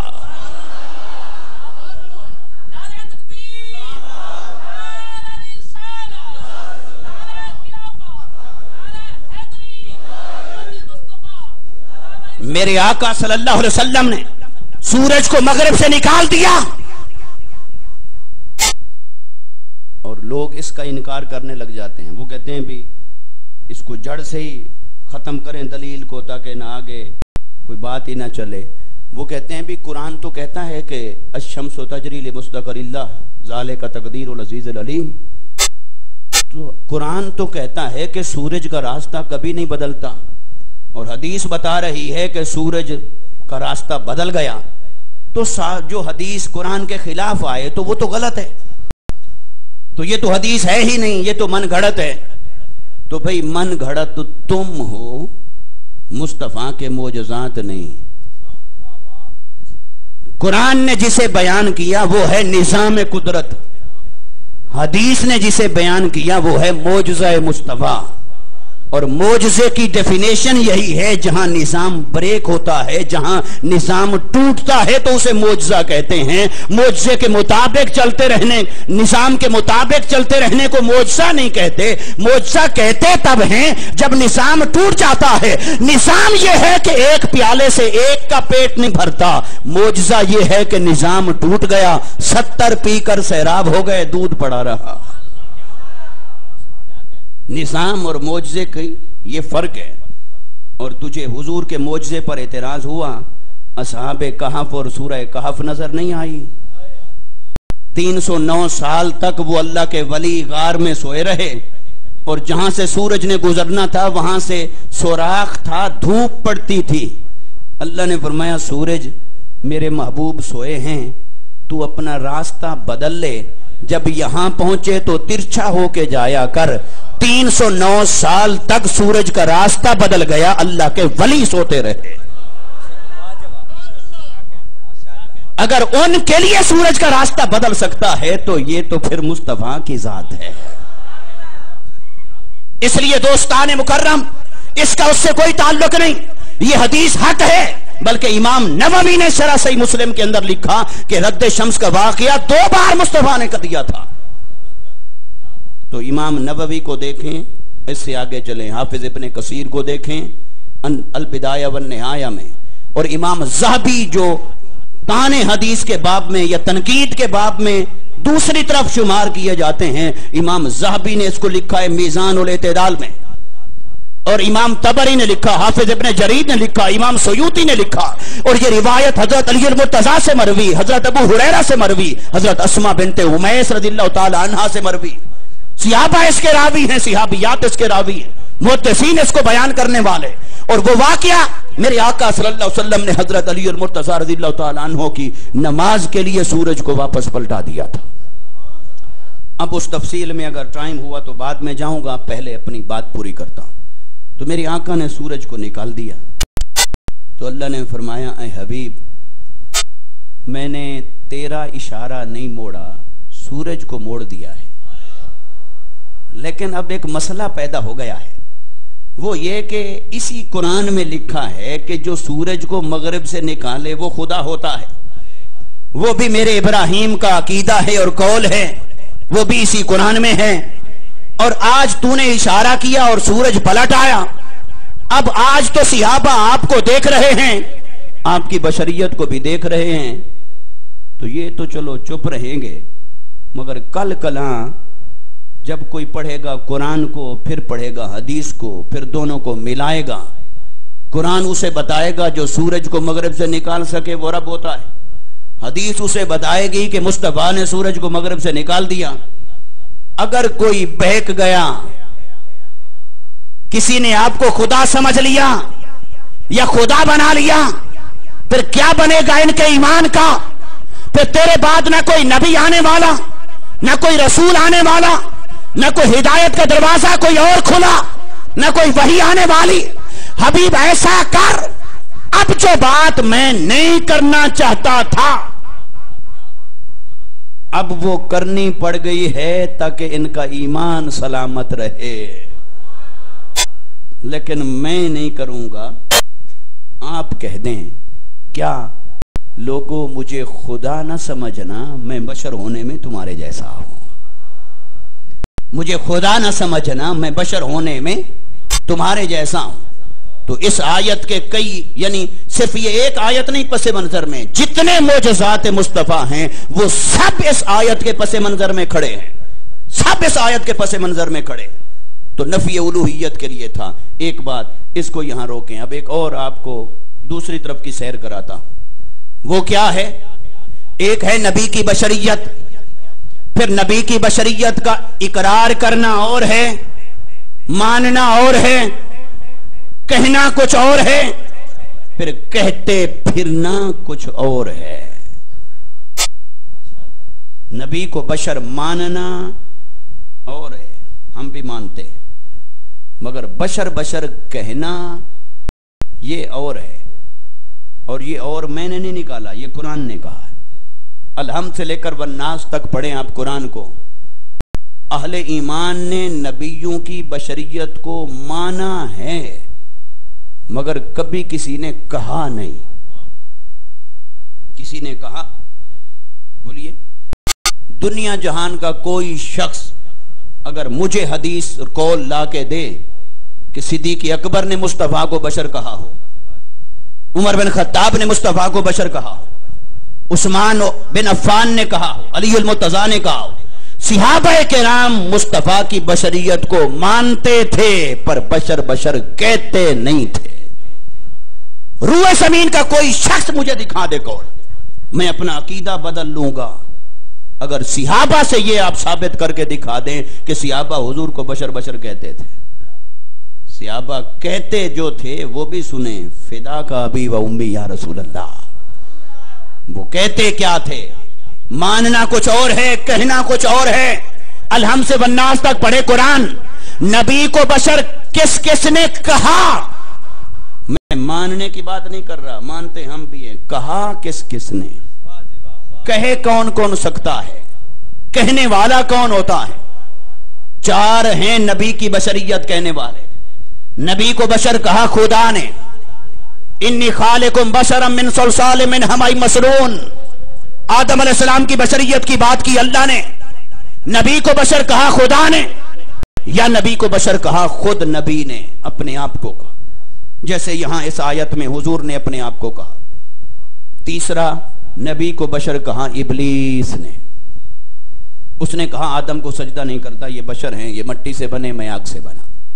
चौथा, हर जमाने के मुनकरीन और काफिरीन ने नबियों को कहा मा नरा का इल्ला बशर मिसलना, मा अंत इल्ला बशर मिसलना, आप हमारी मिसल बशर हैं, आप हमारी मिसल बशर हैं। यमशी फिल अस्वाक, हमारी तरह बाजार में चलते हैं, हमारी तरह खाते हैं, हमारी तरह पीते हैं, हमारी तरह बशर है। नबी को बशर कहा चार ने, या नबी को बशर कहा अल्लाह ने, या नबी को बशर कहा खुद नबी ने, या नबी को बशर कहा इबलीस ने, या नबी को बशर कहा कुफार और मुशरिकीन ने। कभी मोमिनीन ने, किसी उम्मत के मोमिनीन ने अपने नबी को बशर कहा नहीं है। माना है पर बशर बशर कहा, बशर बशर पुकारा नहीं है। अब जो कहे तो कुरान के मुताबिक, मेरे मुताबिक नहीं, कुरान के मुताबिक वो चारों में से कोई एक कैटेगरी में हो सकता है। जो बशर कहे वो चारों में से कोई एक हो सकता है। तो अब ना कोई कहने वाला खुदा होगा, ना कोई कहने वाला नबी होगा। ये दो दरवाजे तो बंद हैं, बाकी दो का दरवाजा खुला है। जिसकी मर्जी आए बशर बशर कहे और दाखिल हो जाए। नबी को बशर कहने वाले कभी अहले ईमान नहीं है। मानना और बात है, कहना और बात है। मानने और कहने में बड़ा फर्क होता है, फिर कहने और कहते रहने में बड़ा फर्क होता है। इकरार और होता है, इसरार और होता है। इसलिए मेरे आका की बशरियत की बात अल्लाह ने फरमाया हबीब मैं नहीं कहता, आप अपनी जुबान पाक से कहें, इनको बता दें लोगों मुझे खुदा ना समझना, मैं बशर होने में तुम्हारे जैसा हूं। मेरे मोजज़ात को देखकर बहक ना जाना, मुझे माबूद ना बनाना, खुदा का शरीक ना बनाना। मेरी अजमतें मानो बजा है, शान को मानो बजा है, मोजज़ात को मानो बजा है। ख्वाब खुदा का महबूब समझो बजा है, मुख्तार कुल मानो बजा है, आलिमुल गैब भी मानो बजा है। मगर न मुझे खुदा समझना, न खुदा का शरीक समझना। मैं बशर होने में तुम्हारी मिसल हूं। अब इससे अगला सवाल पैदा हुआ कि हमारी मिसल है बशर होने में, तो बशरियत के कौन से पहलू में हमारी मिसल है? बशरियत की कौन सी सिफत में हमारे मिसल है? बशरियत की कौन सी बात में हमारी मिसल है? वजह मुशाबहत, वो तो फन्नी बातें हो गई ना। तो फिर किस बात में हमारे जैसे हैं? क्या बशर देखता है, हुजूर देखते हैं, देखने में हमारे जैसे हैं? बशर सुनता है, मुस्तफा सुनते हैं, सुनने में हमारे जैसे हैं? बशर को पसीना आया, मुस्तफा को पसीना आया, उसमें हमारे जैसे हैं? बशर का लुआब है, मुस्तफा का लुआब है, उसमें एक जैसे हैं? बशर का जिस्म है, मुस्तफा का जिस्म है, उसमें एक जैसे? किस बात में एक जैसे हैं? अब आप सोचते रहना, वक्त नहीं है मैं इस तरफ जाता। किसी बात में न मुस्तफा हमारे जैसे, न कोई मुस्तफा जैसा।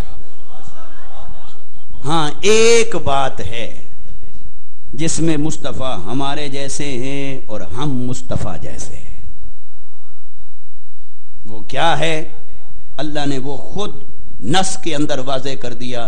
फरमाया आप इनको बता दें, वो वजह ये है अन्नमा इलाहुकुम इलाहु वाहिद। अब मैं सिर्फ आपको तर्जुमा कराता हूं, तर्जुमे से आपको खुद ही बात निखर के सामने आ जाएगी। अल्लाह ने फरमाया ए हबीब सल्लल्लाहु अलैहि वसल्लम, आप इनको कह दें मैं तुम्हारी मिसल बशर हूं, मैं तुम्हारी मिसल बशर हूं, मैं तुम्हारी मिसल बशर हूं। मेरी तरफ वही आई है कि तुम्हारा और मेरा खुदा एक है। मेरी तरफ वही आती है कि तुम्हारा और मेरा खुदा एक है। मेरी तरफ वही आई कि तुम सबका खुदा एक है। मैं तुम्हारे जैसा बशर हूं। मेरी तरफ वही आई कि तुम्हारा खुदा जो एक है। लोगों सुनो, हम और मुस्तफा सिर्फ इस एक बात में एक जैसे हैं कि जो मुस्तफा का इलाह है वही हमारा इलाह है। जो मुस्तफा का खुदा है वो हमारा खुदा है। जो हमारा खुदा है वही मुस्तफा का खुदा है। जो हमारा माबूद है वही मुस्तफा का माबूद है। हमारा खालिक एक है, मालिक एक है, राज़िक एक है, माबूद एक है। उसके एक होने में ہم اور مصطفیٰ ایک جیسے، اس کے الہ ہونے میں ہم اور مصطفیٰ ایک جیسے، اس کے معبود ہونے میں ہم اور مصطفیٰ ایک جیسے، اس کے خالق ہونے میں، رازق ہونے میں، مالک ہونے میں ہم اور مصطفیٰ ایک جیسے۔ باقی کسی بات میں نہ کوئی مصطفیٰ جیسا نہ ہم مصطفیٰ جیسے۔ بس قرآن کی آیت نے بتا دیا کہ باقی کسی بات میں نہ الجھ جانا، کسی بات میں مصطفیٰ تمہارے جیسے نہیں، تم مصطفیٰ جیسے نہیں۔ بھی حضور نے شادیاں کی، تم نے شادیاں کی، پھر ایک جیسے ہو گئے؟ کوئی حضور کی ازواج سے نکاح کر سکا؟ میرے آقا کے وصال کے بعد کوئی نکاح کر سکا؟ کسی کے لیے جائز ہوا؟ تو بھائی حضور کی اولاد میرے آقا کا اور میرے آقا صلی اللہ علیہ وسلم کے جسم پاک کے اتنے خصائص ہیں، اگر ایک ایک کو لے کر بیان کریں تو بھائی نظر آنے میں ایک جیسے ہو سکتے ہیں مگر حقیقت میں ایک جیسے نہیں۔ اب یہاں پر ایک مثال دیتا ہوں سائنس کی اور بات ختم کرتا ہوں۔ یہ گلاس دکھانا مجھے، یہ کس سے بنا ہے؟ شیشے سے۔ اور شیشہ کس سے بنا ہے؟ یہ مٹی کی ایک قسم ہے، ریت کی مٹی کی ایک قسم ہے، اس کو کہتے ہیں سلیکا سینڈ۔ میجر صاحب آپ نے تو سارے پہاڑ سب دیکھے ہوئے ہوں گے نا، کہوٹا سے لے کر سب، تو ہمارے میاں والی کی طرف جائیں تو ان پہاڑوں میں بھی سلیکا سینڈ موجود ہے۔ تو یہ جو شیشہ ہے، گلاس ہے، یہ مٹی اور ریت کی ایک قسم سے بنا ہے، اس کو کہتے ہیں سلیکا سینڈ۔ اور میں جب منہاج القرآن کے وزٹ پر تھا، بنگلہ دیش میں گیا، تو وہاں ہمارے جو امیر تحریک تھے ان کی اپنی گلاس انڈسٹری تھی۔ تو میں نے انہیں کہا، صوفی میزان الرحمان، میں نے انہیں کہا کہ آپ مجھے ذرا وزٹ کرائیں کہ بھی یہ مثال تو پڑی ہوئی تھی، بھی یہ دیکھوں تو صحیح کہ یہ مٹی سے شیشہ بنتا کیسے ہے۔ تو میں نے دیکھا بھی ہے، تو میں آپ کو اب اس کے تھوڑا تجزیہ دیتا ہوں۔ اگر آج جیسے میں لیٹ ہو گیا تو میں یہ گلاس بھی لے آتا 2-4 سیٹ اور کچھ شاپر سلیکا سینڈ مٹی کے بھر کے بھی لے آتا۔ میں کہتا بھی ان کو لینے میں مجھے دیر ہو گئی، تو یہ میں لے کے آ گیا ادھر، تو اب آپ یہ لے جاؤ، یہ تبرک ہے اس محفل کا۔ تو مجھے آپ یہ بتائیں، وہ سلیکا سینڈ مٹی کا شاپر اور یہ گلاس یا ڈنر سیٹ یا شیشے کی بنی ہوئی جو دوسری چیز ہوتی، آپ کی نظر میں دونوں کی ویلیو برابر تھی، ہوتی یا مختلف ہوتی؟ جی تو وہ شیشے کی تو چیز ہوتی، وہ سارے لڑ پڑتے، وہ کہتے یہ مجھے دے دو۔ پھر جو آگے بیٹھے ہیں یہ کہتے جی میں تو پہلے آیا ہوں، مجھے یہ دے دو۔ تو مٹی، اگر کوئی آدمی کھڑا ہو جاتا، وہ کہے ٹیبل پہ رکھی ہے مٹی بھی اور شیشہ بھی، اور وہ آدمی وہ کہے جی دونوں ایک جیسے ہیں، یہ بھی مٹی ہے یہ بھی مٹی ہے، یہ بھی سلیکا سینڈ ہے یہ بھی سلیکا سینڈ ہے، ہم اسے کہیں گے بھی نہیں، تھوڑا سا فرق کر لو۔ شیشے کے بارے میں ہم کہیں گے کہ مٹی کے بارے میں ہم کہیں گے کہ یہ مٹی تھی، مٹی ہے اور مٹی کی مٹی ہے، لیکن جو شیشہ ہے ایک زمانہ تھا کہ یہ بھی مٹی تھی، لیکن اب یہ مٹی نہیں ہے، اب اس کا نام مٹی نہیں ہے۔ کیوں؟ ایک کاریگر کی نظر پڑ گئی، اس نے اسے خرید لیا، خرید کے فیکٹری میں لے گیا، انڈسٹری میں ڈالا، اس کو پروسیس کیا، اس کو پیوریفائی کیا، اس کی کثافتوں کو نکالا، اسے لطیف بنایا، پھر لطیف تر بنایا، پھر اس کو شفاف کیا، اور اتنا شفاف بنا دیا پروسیسنگ کر کے، ہیٹ سے، تپش سے، اتنا اس کو شفاف بنا دیا ہے کہ اب یہ مٹی نہیں رہی، اب یہ شیشہ بن گیا ہے۔ اب اس کا نام بھی بدل گیا ہے اور اس کا کام بھی بدل گیا ہے۔ اگر وہ مٹی اٹھا کر کسی کی آنکھ میں ڈال دیں تو جو نظر آتا ہو وہ بھی غائب، اور اگر شیشہ بن کر اینک لگ جائے تو جو آنکھ کو دکھائی نہ دے وہ شیشہ دکھا دیتا ہے۔ اور سائنسدان جو دوربین، خوردبین، یہ سارا جو چھوٹے چھوٹے ذرات کو، آئٹم یا اس کے ذرات کو یا سیاروں ستاروں کو دیکھتے ہیں، دور اور قریب کو، یہ سب کیا ہے؟ یہ سب شیشے کا کمال ہے، یہ شیشہ دکھا دیتا ہے۔ تو آپ کہیں گے کہ نہیں، اس کا نام بھی بدل گیا، اس کا کام بھی بدل گیا، ایک وقت تھا کہ یہ بھی مٹی تھی، مگر اب اسے مٹی نہ کہا جائے، یہ مٹی نہیں، کاریگر نے اس کو کہیں کا کہیں پہنچا دیا ہے، یہ شیشہ بن گیا ہے، اب اسے مٹی نہ کہا جائے۔ تو بولیے بات میری درست ہے؟ یہاں تک آپ سمجھ پائے کہ نہیں آئے؟ بس بلا تشبیہ اور بلا مثال اللہ نے بنائی بشریتیں بنائی، آپ کی بشریت، میری بشریت، ہر انسان کی بشریت، انبیاء کی بشریت، پھر مصطفیٰ کی بشریت، پھر ساری بشریتیں بنا کر ایک بشریت کو اللہ نے چن لیا، چن کر اپنا محبوب بنا دیا۔ ایک بشریت کو چن کر اللہ نے مصطفیٰ بنا دیا۔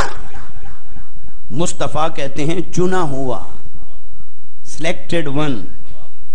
مجتبیٰ کہتے ہیں چنا ہوا، جس کو منتخب کیا گیا۔ ایک بشریت کو اللہ نے چنا، چن کر اسے کیا کیا؟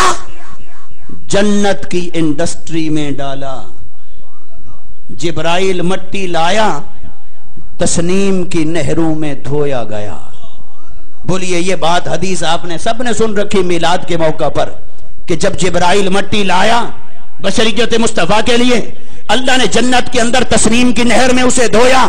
تو بلا تشبیہ اور بلا مثال بشریت مصطفیٰ کو اللہ تعالیٰ نے اپنے نور کی قربت سے، اپنے نور کی تپش سے، اپنے نور کے فیض سے، اپنے نور کی برکت سے اور جنت کے اس کے اندر دھویا، صاف کیا، شفاف کیا، پیوریفائی کیا، اس کی کثافتوں کو دور کیا، اسے لطیف بنایا، پھر لطیف تر بنایا، پھر لطیف ترین بنایا، پھر اسے مصفا کیا، اسے مجلا کیا، اسے اجلا کر کے اتنا صاف اور شفاف بنایا کہ جب اس بشریت کو زمین پر اتارا تو جسم تو تھا پر سایہ نہیں تھا۔ اس کو اتنا صاف اور شفاف بنا دیا کہ جسم تو تھا پر سایہ نہیں تھا، پسینہ تو تھا پر خوشبو ہی خوشبو تھی، آنکھ تو تھی پر زمین پہ کھڑے ہو کے جنت کو دیکھتی، احد پہ کھڑے ہو کے حوض کوثر کو دیکھتی، شب میں رات گزرتی تو موسیٰ علیہ السلام کو قبر کے اندر سے دیکھتی۔ کان تو تھے پر سننے کی طاقت کا عالم کیا ہے کہ مصطفیٰ کا غلام کہیں سے بھی سلام بھیجے، مصطفیٰ فرماتے ہیں میں سنتا بھی ہوں جواب بھی دیتا ہوں۔ ارے بشریت مصطفیٰ تو رہی پر سننے کا عالم کچھ اور تھا، دیکھنے کا عالم کچھ اور تھا، ہاتھ مبارک تو تھے پر کمال کچھ اور تھا، انگلیاں تو تھیں پر کمال کچھ اور ہو گیا۔ بشریت تو تھی، بشریت تو ہے، پر یہ بھی تو دیکھو اس کاریگر نے اس بشریت کو کس کمال تک جا پہنچایا ہے۔ تو جیسا کاریگر ہوگا کمال بھی ویسا ہوگا۔ تو اگر اس کاریگر کا کوئی احاطہ اور شمار کر سکتا ہو تو پھر حضور کی بشریت کے کمالات کا بھی حساب کرے۔ جب وہ بے حساب ہے تو اس کی کاریگری بھی بے حساب ہے، مصطفیٰ کی بشریت کا کمال بھی بے حساب ہے۔ جس بشریت کو آج تم نے معاذ اللہ نور کے مد مقابل متضاد بنا کے لا کھڑا کیا، اس کا آپس میں تضاد ہی کیا ہے؟ میرے آقا کی تو بشریت نور ہے، میرے آقا کی تو بشریت نور ہے۔ ہر ایک کے جسم کی مٹی کہاں سے آئی؟ جہاں وہ دفن ہوگا۔ تو حضور علیہ السلام جہاں تشریف فرما ہیں تو پتہ چلا بھی آپ کے جسم کی خمیر اور مٹی بھی یہیں سے آئی، تو وہ زمین اور تیرا مدفن برابر ہے۔ ما بین بیتی و منبری روضۃ من ریاض الجنہ، وہ ہے جنت کا ٹکڑا۔ اور قرآن کو پڑھیں اور حدیث کو پڑھیں اور مجھے بتائیں جنت اے ٹو زی وہ نور ہی نور ہے۔ جنت پر مادے کا اطلاق ہے ہی نہیں، جنت ہے ہی نور، جنت کے محلات بھی نور، جنت کی نعمتیں نور، جنت کی غذا بھی نور، جنت تو نور ہی نور ہے۔ تو پھر مجھے یہ کہنے دیں اللہ نے نور کو اتارا، اسے مٹی کا لباس پہنایا، پھر وہیں سے مصطفیٰ کی بشریت کا خمیر اٹھایا، پھر اسے تسنیم کی نہروں میں دھویا، پھر اس کو پیوریفائی کیا، مصفا اور مزکا کیا، پھر کہاں سے کہاں پہنچایا کمالات بشریت مصطفیٰ کو، اور بشریت مصطفیٰ کو وہاں تک جا پہنچایا کہ اب نور ہاتھ باندھ کے کھڑا ہے، میں نہیں جا سکتا، بشریت مصطفیٰ جا سکتی ہے۔ تو جہاں تک نور نہ جا سکے وہاں تک رسائی ہے بشریت مصطفیٰ کی۔ تو بشریت مصطفیٰ کا خمیر روزے مبارک والی جگہ سے بنا جب وہ جنت ہے، تو مصطفیٰ کی تو بشریت اللہ نے نور سے بنائی۔ تو تم نور کی بات کرتے ہو، اور اگر نور بشر نہیں ہو سکتا تو حضرت مریم علیہ السلام کے پاس جو جبرائیل آیا تھا، کیوں آئے ہو؟ اس لیے آیا ہوں کہ تاکہ آپ کو بیٹا دوں۔ مجھے تو کسی بشر نے ہاتھ نہیں لگایا۔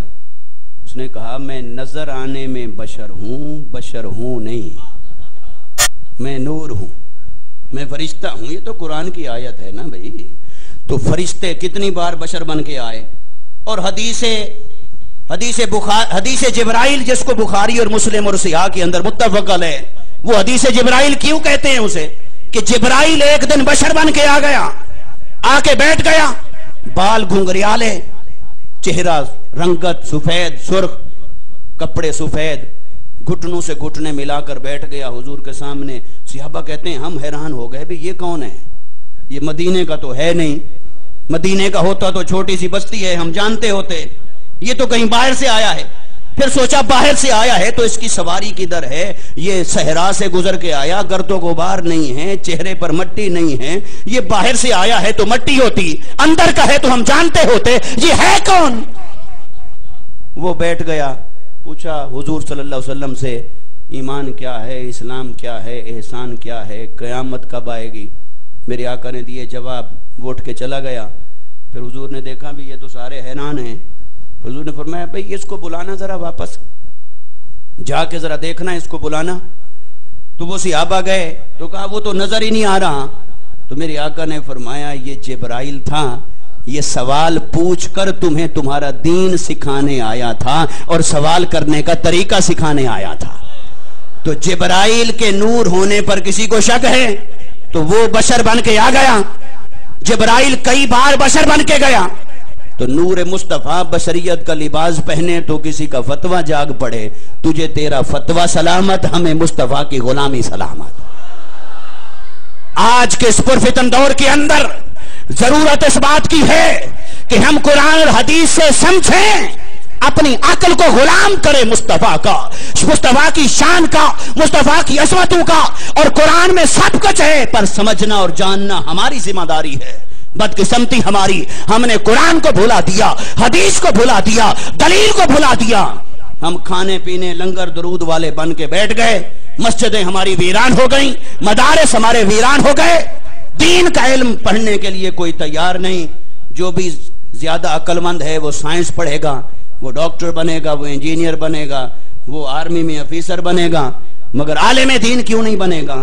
تو جب تم معاشرے کا ذہن کے، میں علماء کرام کی تعظیم کرتا ہوں، یہ میں ان علماء کی بات نہیں کر رہا، اوورال سوسائٹی کے بیہیویئر کی بات کر رہا ہوں، کہ اگر ہم دین پڑھنے کے لیے لولا لنگڑا اور کم عقل اسے ہی منتخب کریں گے، بھی یہی جا کے دین پڑھے گا، تو پھر جتنا اسے سمجھ آئے گی وہ اتنا ہی آگے پہنچائے گا۔ تو اگر اچھا دماغ دین کی طرف جائے گا تو پھر دین کی سمجھ بھی اسی طرف آئے گی۔ اس لیے دوستو دین کی طرف راغب کریں اپنے آپ کو۔ ہمارے معاشرے ویران ہوتے جا رہے ہیں، بدعقیدگی کا سیلاب آتا جا رہا ہے، عظمت مصطفیٰ پر طرح طرح کے اعتراضات گھڑ کے، من مانی تعبیرات اور تعویلات کر کے لوگوں کو گمراہ کیا جا رہا ہے، نوجوان نسل کو دین سے غلامی مصطفیٰ سے پھیرا جا رہا ہے۔ ہمیں اٹھنا ہوگا، اپنے تقاضوں کو سمجھنا ہوگا، مصطفیٰ کے دین کی طرف راغب ہونا ہوگا۔ زندگی کو تقویٰ سے سجاؤ، سورت سینت مصطفیٰ سے سجاؤ، سنت مصطفیٰ سے سجاؤ، ظاہر اور باطن میں مصطفیٰ کی غلامی اختیار کرو۔ جب تک ہم سچے معنوں میں دین پر نہیں آئیں گے تب تک ہمارے معاشرے کی کوئی بقا نہیں، کوئی خوشحالی نہیں۔ تحریک منہاج القرآن آج کے اس پرفتن دور کے اندر ہر سمت یہی پیغام اجاگر کر رہی ہے۔ ایک تو عظمت مصطفیٰ کو دلیل سے بیان کرنا، یہ ہے منہاج القرآن کا امتیاز، اور شیخ الاسلام ڈاکٹر محمد طاہر القادری مدثر العالی نے فرقہ واریت یا گالی گلوچ سے نہیں، محبت عشق اور ادب کے ساتھ حضور کی عظمت کی بات کی ہے، رواداری کے ساتھ، اتحاد اور اتفاق کے ساتھ۔ ضرورت ہے کہ ہم مل کر چلیں، اور آج یا رسول اللہ کہنے والے بھی آپس میں ایک دوسرے کا چہرہ دیکھنے کے لیے تیار نہیں۔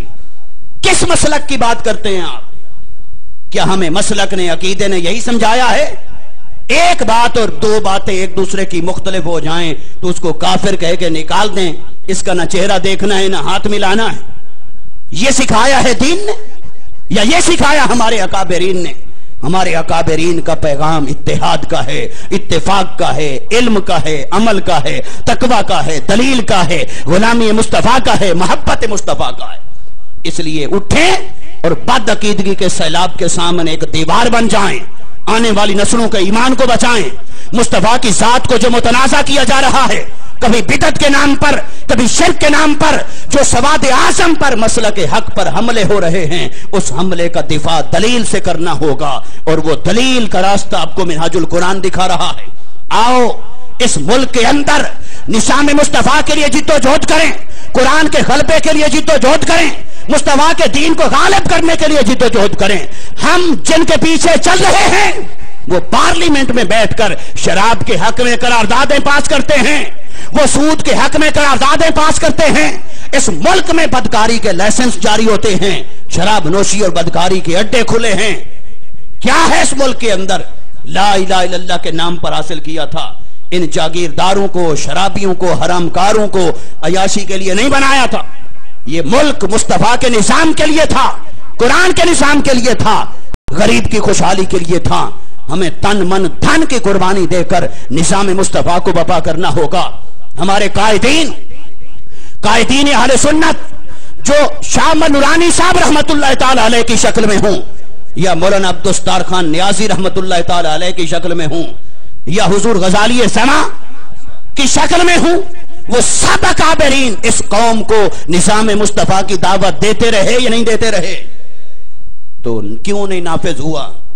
ان اکابرین اور قائدین کی طرف سے کمی تھی یا ہمارا ساتھ دینے میں کمی تھی؟ بولیے۔ تو آج پھر ان اکابرین کا ایک نمائندہ شیخ الاسلام ڈاکٹر محمد طاہر القادری مدثر العالی وہ قوم کو پھر وہی آواز دے رہا ہے، نظام مصطفیٰ مصطفی انقلاب کی دعوت دے رہا ہے، اور 3-4 دن تک اسلام آباد کی سڑکوں پہ غلامان مصطفیٰ نکلے، اہل سنت کی لاج رکھی، لوگوں کو پتہ چل گیا درود والے نکلیں تو پرامن ہیں، بارود والے نکلیں تو بینک بھی لوٹ لیے جاتے ہیں، شیشے بھی ٹوٹ جاتے ہیں۔ نکلنا ہوگا، ہمیں اس ظلم سے ٹکرانا ہوگا، اس جبر کے نظام سے ٹکرانا ہوگا، نظام مصطفیٰ کو نافذ کروانا ہوگا، قرآن کے نظام کو لانا ہوگا، ان جاگیرداروں سے، بدعنوانوں سے جان چھڑا کر کسی مصطفیٰ کے غلام کے ہاتھ میں باغ ڈور تھمانا ہوگی۔ اٹھیں گے، اکٹھے ہوں گے، اتحاد اور اتفاق کریں گے، اور اگر قائدین نہیں کرتے تو میں کہتا ہوں عوام آپس میں اتحاد کر کے قائدین کو مجبور کر دیں کہ ہم ایک ساتھ کھڑے ہیں، تم بھی ایک ساتھ کھڑے ہو جاؤ۔ تو ہاتھ اٹھا کے وعدہ کریں، اگر آذان آئی، کال آئی نظام مصطفیٰ اور مصطفی انقلاب کی، گھروں سے باہر نکلیں گے۔ جو نکلے حضور کے دین کی خاطر ہاتھ کھڑا کریں اور وعدہ کریں کہ جب بھی آئی آواز آئی حضور کے دین کے غلبے کے لیے ہم اٹھیں گے، اور اس ملک اور دھرتی پر نظام مصطفیٰ اور مصطفی انقلاب کا سورج طلوع ہو کر رہے گا۔ اللہ تبارک و تعالی ہمارے حال پر لطف و کرم فرمائے۔